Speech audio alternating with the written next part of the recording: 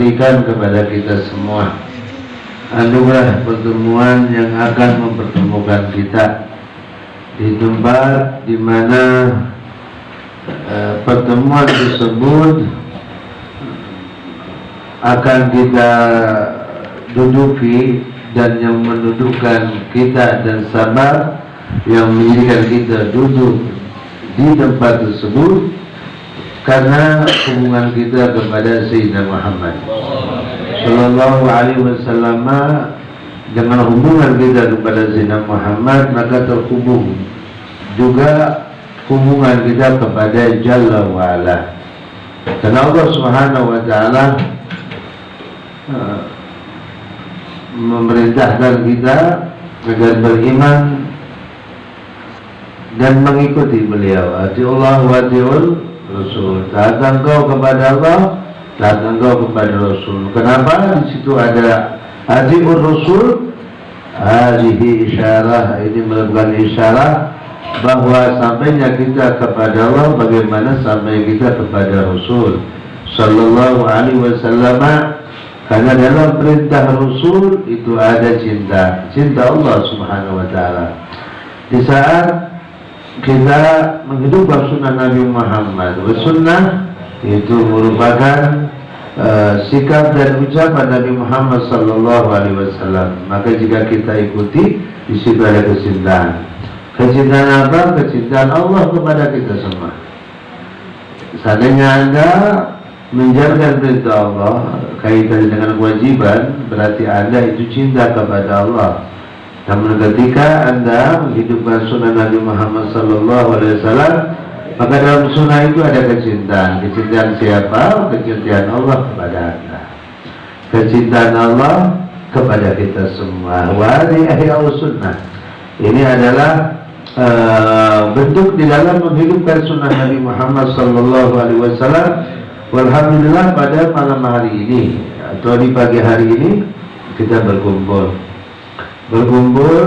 guna untuk menciptakan cintanya Allah kepada kita, cintanya Allah kepada kita dengan penuh keagungan kita kepada apa yang Allah agungkan.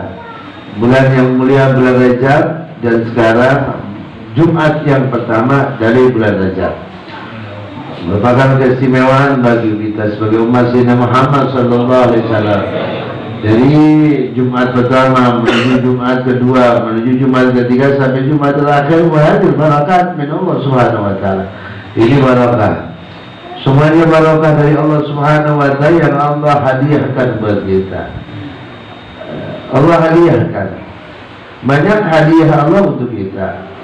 Maka ketika kita berharap agar kita dan kita yakin dan sudah meyakini bahwa banyak hadiah-hadiah Allah yang Allah berikan kepada kita, pada saat nanti kita akan minta kepada Allah, ya Allah, jadikanlah orang-orang di sekitarku, saudara-saudaraku, adik-adikku, semua keluargaku, agar mereka mengirim hadiah kepada aku.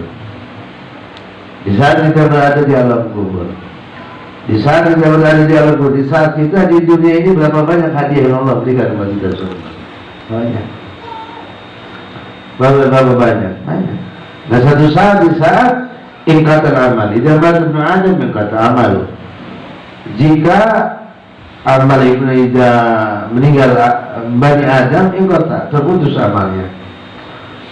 Terputus amalnya, dan apa yang dia lakukan wajib hadiah min Allah, dari amal-amal yang dia lakukan. Jika ia sudah pulang ke rahmatullah, maka di situ kita minta kepada Allah, gerakan orang-orang yang hidup itu memberikan hadiah kepada aku, sebagaimana engkau memberikan hadiah kepada aku. Berikan, jadikan mereka selalu memberikan hadiah kepada aku.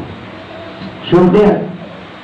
Maka di bulan yang mulia ini, mari sama-sama kita betul-betul mencari kebenaran dari kebaikan yang kita lakukan. Kebenaran. Inna Allah la yanzuru ila suwarikum. Allah tidak akan melihat bentukmu. Allah tidak akan melihat bentukmu, berarti bentuk amalmu. Lah.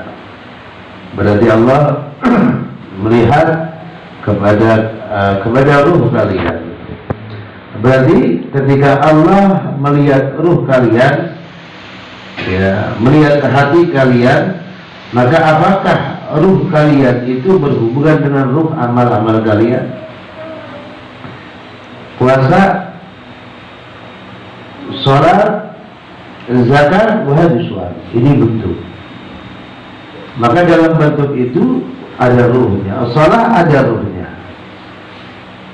Kalau memang sholat itu ada ruhnya, bagaimana caranya kita menghubungkan diri kepada ruhnya sholat? Dan apa ruhnya sholat? Dan apa ruhnya ibadah?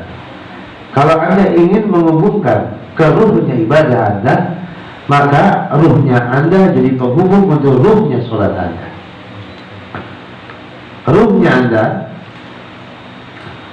Anda itu merupakan penghubung untuk sampainya kepada ruhnya ibadah Anda. Maka jika ruh kita bersambungan dengan ruh ibadah, maka itu semua akan mengalir ke seluruh tubuh kita. Maka pada saat ruh ibadah itu mengalir di tubuh kita, maka ruh kita akan bisa berbicara dengan ruhnya sholat. Dan dia akan bisa merasakan ruhnya sholat. Ini merupakan anugerah yang Allah Subhanahu wa Ta'ala berikan kepada hambanya. Maka ketika kita duduk di tempat ini, maka perlu adanya ruh agar kita bisa berhubungan dengan ruhnya ibadah. Apa ruhnya ibadah? Adab Anda di saat Anda duduk, adabnya Anda di saat Anda duduk di majelis taklim, jujurnya Anda, ikhlasnya Anda, rasa hinanya di hadapan Allah Anda di tempat ini, dan cintanya Anda kepada saudara Anda. Ini adalah ruhnya amal Anda. Kalau memang kita dalam sholat, di dalam ibadah kita, ruh kita menyatu dengan ruh yang ada di majlis tersebut, maka akan mengalir kebaikan-kebaikan yang di situ Allah melihat hati kita semua. Maka hati kita semua, ruh kita semua. Ini yang banyak jamaah-jamaah yang kurang memperhatikan ruh dalam ibadah.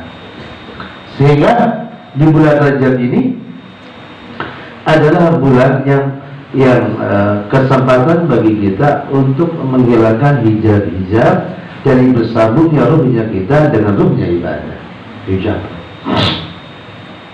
Hijab. Ya. Para ulama-ulama kita di bulan Rajab ini benar-benar mereka melihatkan sampai 10 Sya'ban. Sampai 10 Sya'ban, sampai nisfu Sya'ban, mereka berlomba-lomba untuk menghilangkan hijab-hijab mereka yang mereka rasakan, agar bisa menyambungnya ruhnya dia dengan ruhnya ibadah.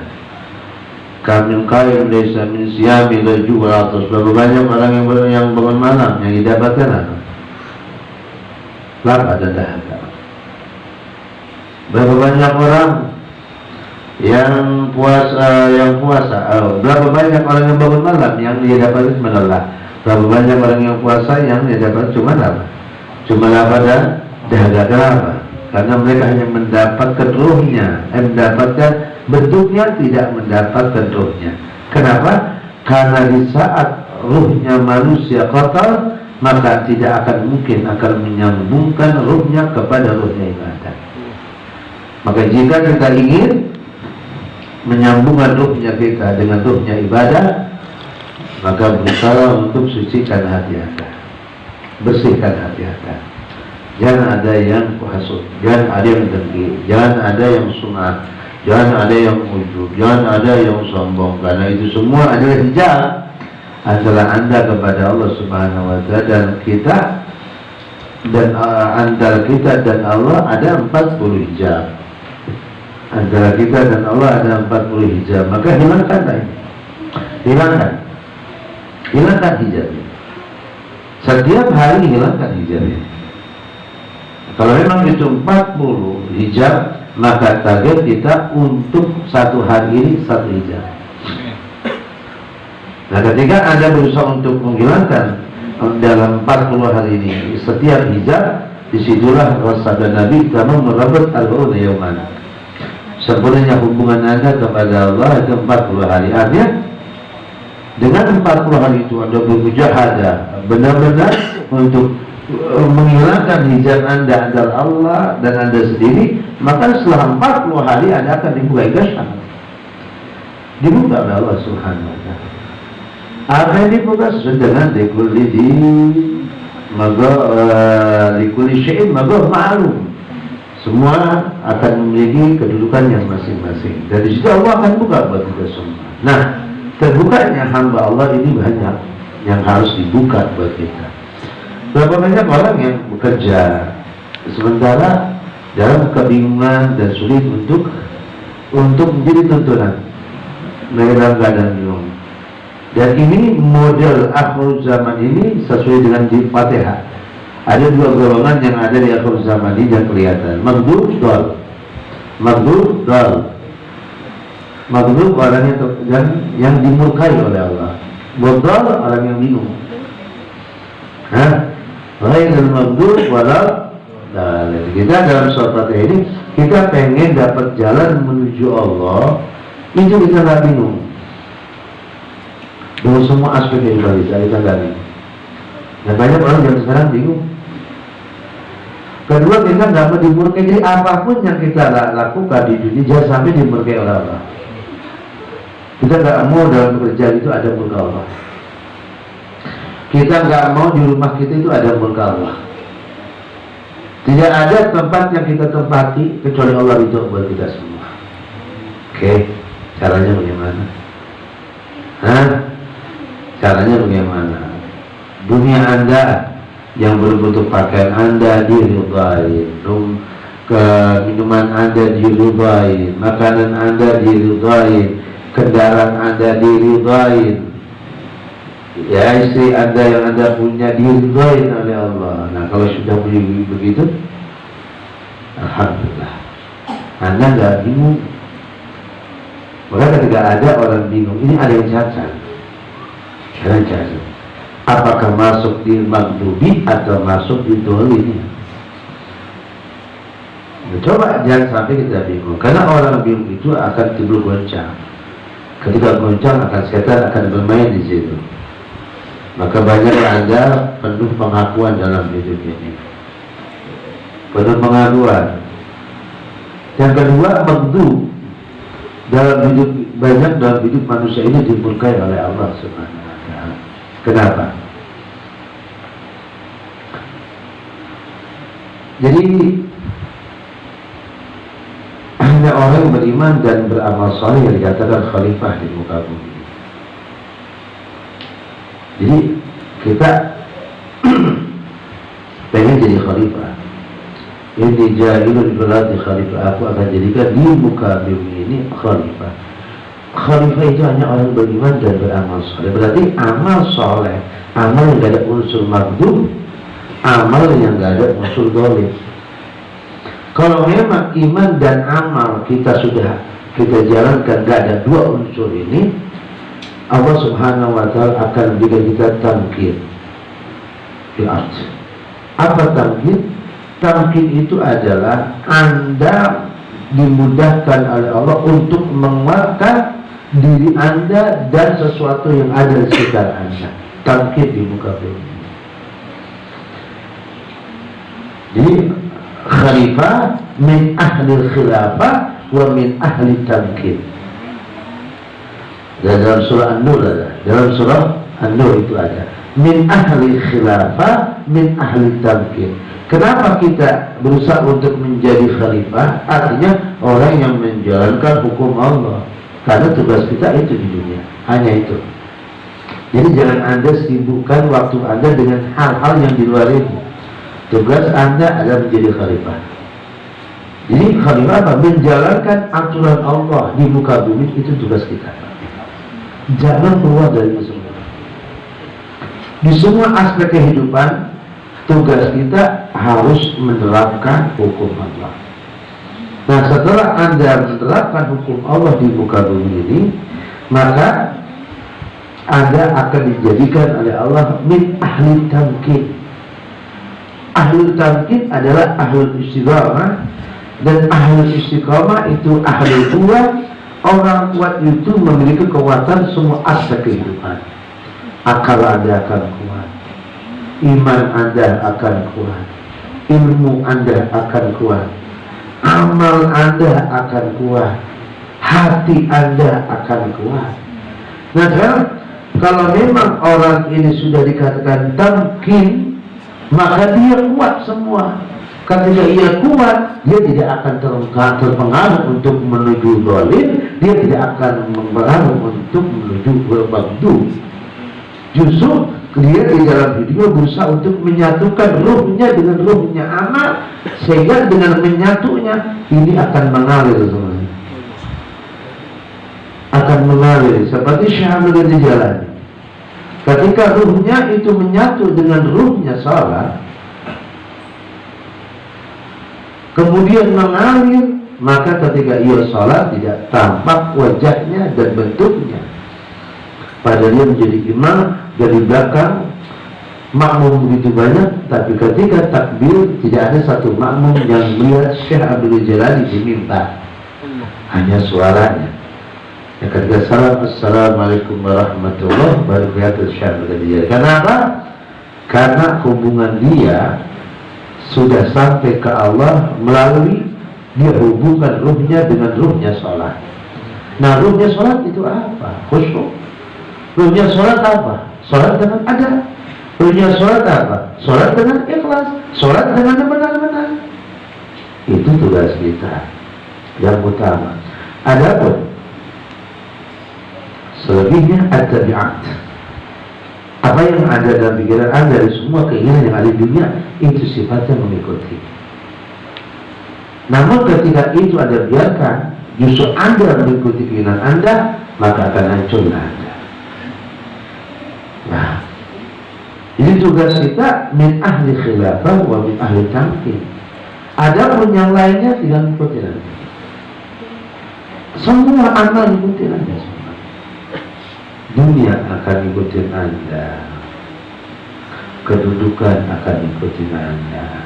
Kenapa? Karena bumi ini adalah khodamnya kita.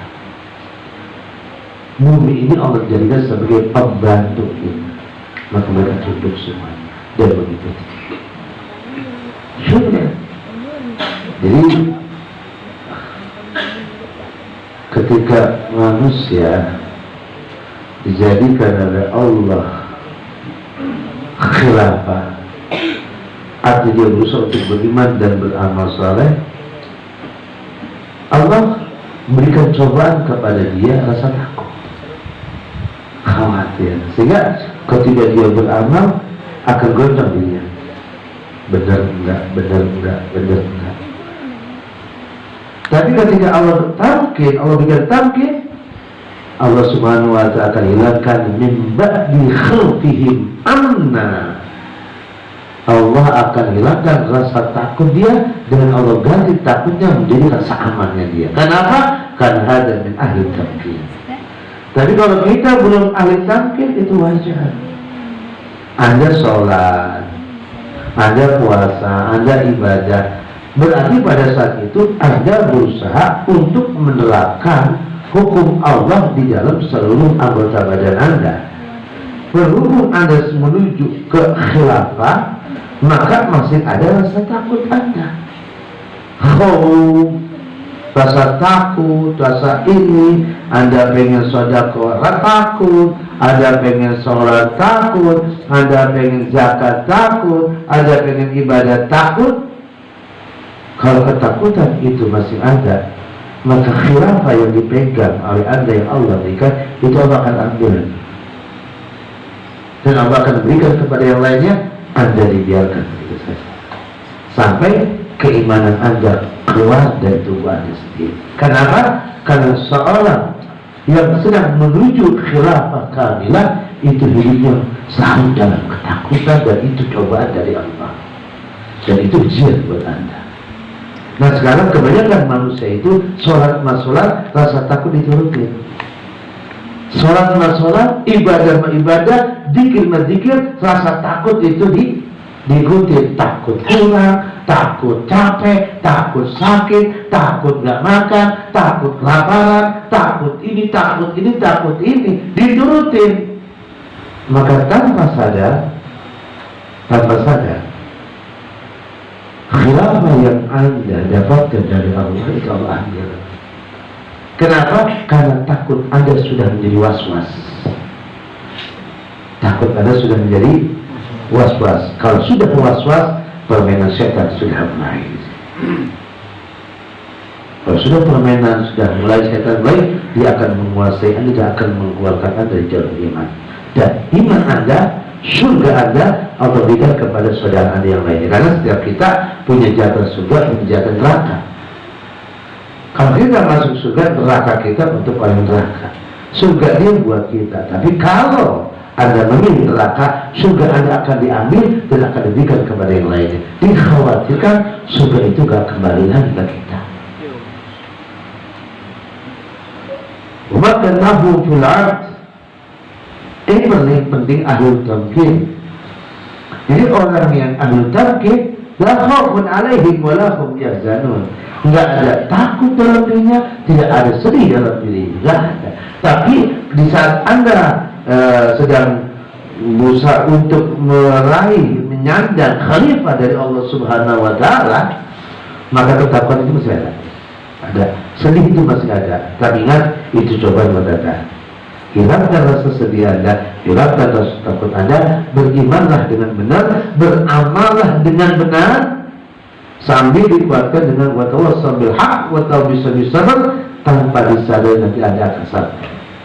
Sampai ke mana? Ke ahli tamkin. Di mana buktinya? Anda sudah mulai memiliki ahli tamkin, tidak ada rasa takut dari apa yang Anda berikan kepada Allah. Man dalladhi yuqridu Allah qardan hasanah fa yudha'ifu lahu adafan. Kalau siapa yang ingin meminjamkan uang kepada Allah, kalau Anda minjem, kalau Anda meminjamkan saudara Anda dengan harapan Anda berbunga, haram ada. Haram. Anda minjem uang di bank, bunganya berapa? Ada haram. Ada riba. Tapi ingat, Anda pinjamkan uang itu kepada Allah. Siapa yang minjem padaku, nanti bunganya gede. Man dalladhi yuqridu qardan hasanah maka yudha'ifa lahu adhafan katsira, maka Allah akan berikan bunga dengan bunga yang berlipat ganda. Kalau BCA paling 1, berapa persen? Kalau BCA berapa persen? 1 berapa? 1,5 ya? Ya, mana yang dari kamu? Ya, sulit.